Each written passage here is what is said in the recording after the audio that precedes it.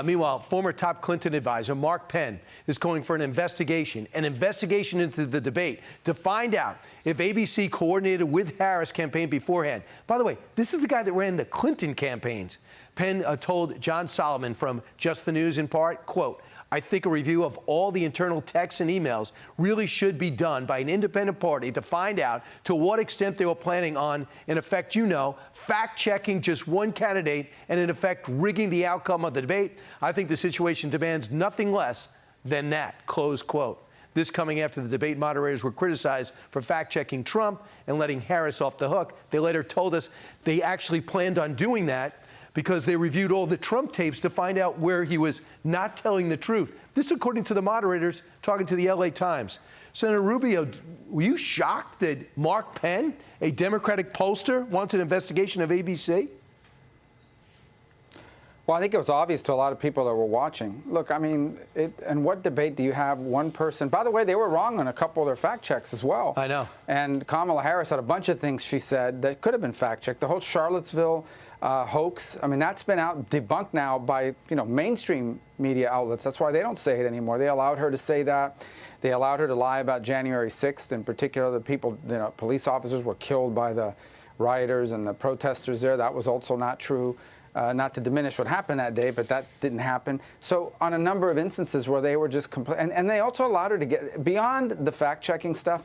The first question out of the box was, what are you going to do to improve the economy? And the way that question should have been phrased is, you've been vice president for 3.5 years, senator before that. What are you going to do now that you didn't stand for before to help the economy?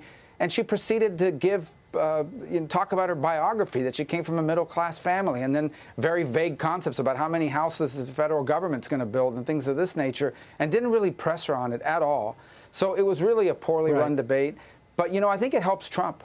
People see this, and it reaffirms in their mind just how much outlets like ABC News and others hate President Trump and want him to lose, and every chance they get to put their thumbs on the scale, they do it.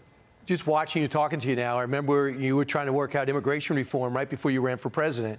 And think about when President Trump first talked about the wall, they said he was great and he was terrible and it's racist to talk about that. And sanctuary cities were great, and it shows you have a big heart. Think about how much we've changed as a country.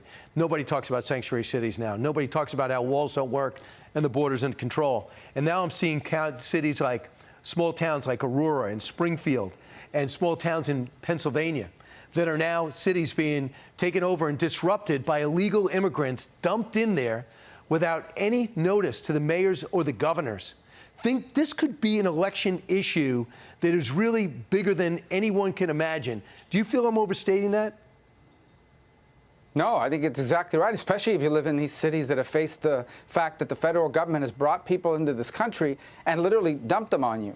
And that's what they've done in a number of places. It's no longer just Chicago. It's no longer just New York. You're seeing it all over the country in places like Aurora, Colorado. And some of the places where you see it happening are cities that proudly bragged about how they were sanctuary cities and they would welcome everybody, not so much anymore. By the way, talking about walls reminds me, Kamala Harris has a commercial out there on immigration that shows an image of a wall. The very thing she says was a symbol of hatred and racism and xenophobia. It tells you how much the issues change. Look, at the end of the day, I thought the most powerful moment in the debate was the last statement that President Trump made, which is, you've been vice president for 3.5 years. You own everything this administration did. You were a senator before that.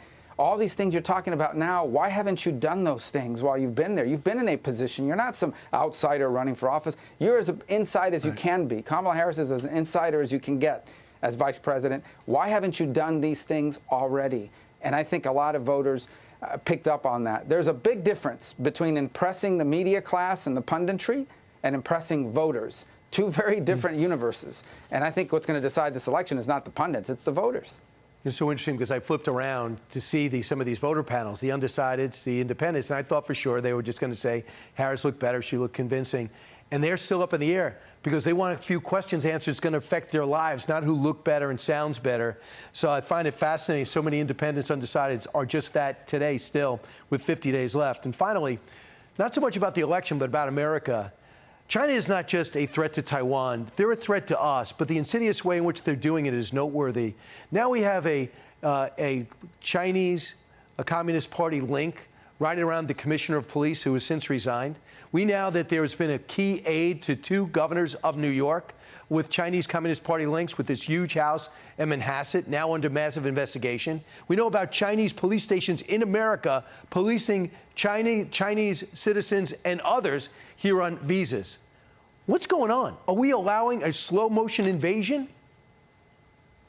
By the way, interesting, not a single question on China in that debate. The single biggest geopolitical challenge America faces in the 21st century. The Chinese have figured out that the way to influence America is not necessarily at the federal level where there's a lot of scrutiny, and they're aiming at local governments, they're aiming at state government officials, at the business class, and universities, obviously, but they're really focusing very heavily now on local and state government. Mayors, commissioners, people at the county level, employees of local government, because there's not nearly enough scrutiny. There's not nearly enough scrutiny. I think China is trying to infiltrate every aspect of our life, and more importantly, they want to message anyone who has links to China. Your relatives might still live there, whatever. They want you to know that their arms are very long, and that if you are here talking bad about China, they can reach out and touch you.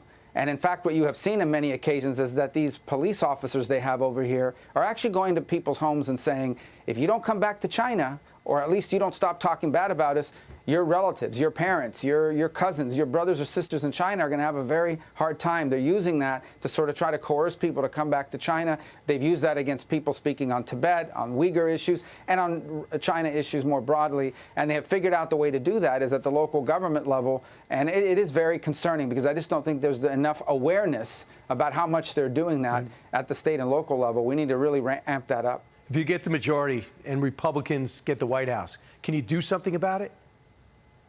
Sure. I think it's one of the things the FBI should be focused on like a laser. Every field office, every FBI field office in America has to become much more aggressive about interacting with local government officials, not just electeds, but bureaucrats and so forth, about Chinese practices, about things to look out for in how they try to influence local government decisions on everything from contracting, who it is we hire to build a train system or a road or whatever, all the way from that to this notion of some local law enforcement agency being encouraged to do the Chinese government's bidding for them. I think the FBI field offices need to be all over that, and more aggressively than they are right now. And I also think downtown and Wall Street, they got to wake up and understand that's a national security problem, especially as it relates to military weaponry and some of the material we depend on China to give us. And the rare earth as we green our economy. Senator Marco Rubio, always insightful, always interesting, and I know President Trump is going to be calling on you in these last 50 days. Thanks so much for your time. Thanks. Thank you. Hi, everyone. I'm Brian Kilmeade. I want you to do me a favor. I want you to click to subscribe to the Fox News YouTube page. This is the only way that I know for sure that you're not going to miss any great commentary, any great news bites, any great interviews coming your way on Fox. You can get it all here on YouTube. So subscribe right now.